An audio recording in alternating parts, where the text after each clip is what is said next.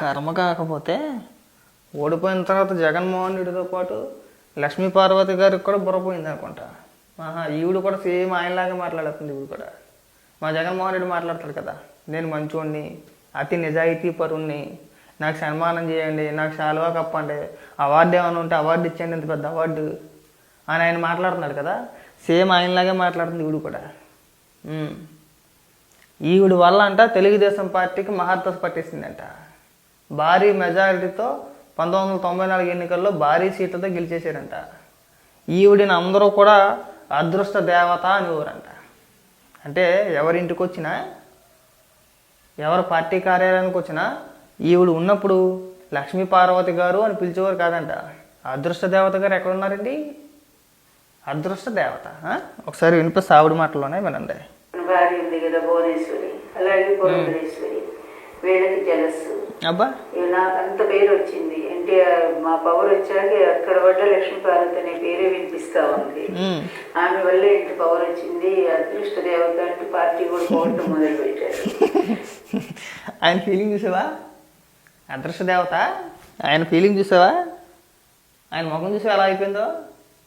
ఆయన inner feeling ఒక్కసారి నువ్వు ఊహించుకుంటే గుండెకి మనం అక్కడే సత్తాం. ఆ రేంజ్ చూపైంది. సొలు చెప్తానికైనా ఒక అర్థం పర్థం ఉండాలి.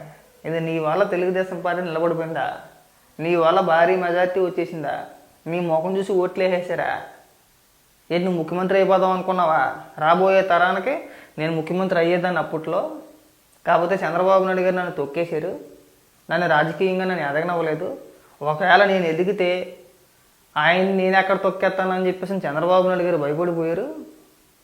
అందుకని చెప్పేసి నన్ను తొక్కేశారని చెప్పి మాట్లాడుతుంది ఈ అదృష్ట దేవత, లక్కీ దేవత. ఏమనాలి ఇంక మనం? సేమ్ మా జగన్మోహన్ రెడ్డి కూడా ఈ మధ్యకాలం అలాగే మాట్లాడుతున్నాడు. నేను నీతివంతుణ్ణి, నిజాయితీ పరుణ్ణి, అతి మంచితనం, అబద్ధాలు ఆడడం రాదు.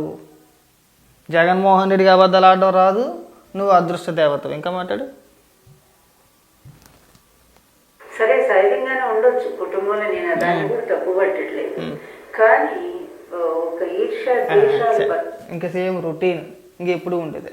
కుటుంబ బంధాలు,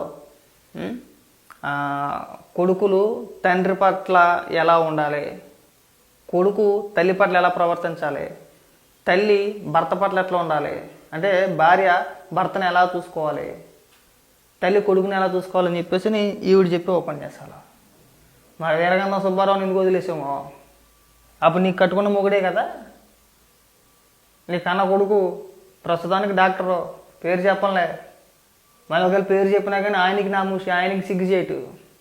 ఏ రోజైనా సరే ఒక తల్లిగా భావించి వాళ్ళ ఇంట్లో ఏ శుభకార్యం జరిగినా ఒక తల్లిగా నీ ఇంటికి వచ్చి, అమ్మ ఇదిగో నా ఇంట్లో పలానా శుభకార్యం జరుగుతుంది, మంచో చెడో తల్లిగా నువ్వు దగ్గరుండి చేయాల్సిన బాధ్యత నీ పైన ఉంది అని ఏ రోజైనా నీ ఇంటికి వచ్చి పిలిచాడా?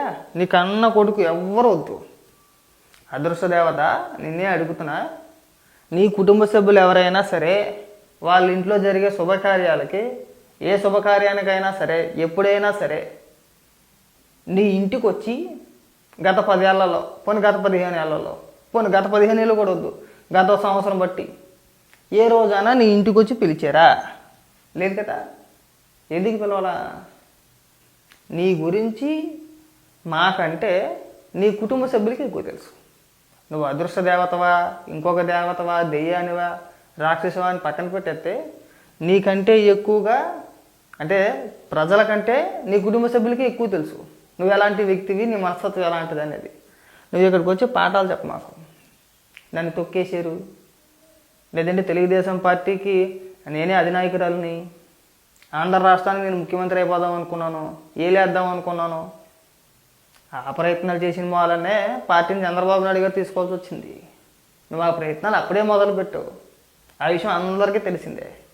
అంటే అప్పటికి మేము బొడ్డాగాలిమి, సరిగా ఊహ కూడా తెలియదు. అప్పుడు జరిగిన పరిణామాల గురించి ఇప్పుడు మేము మాట్లాడితే చాలా అతిగా ఉంటుంది.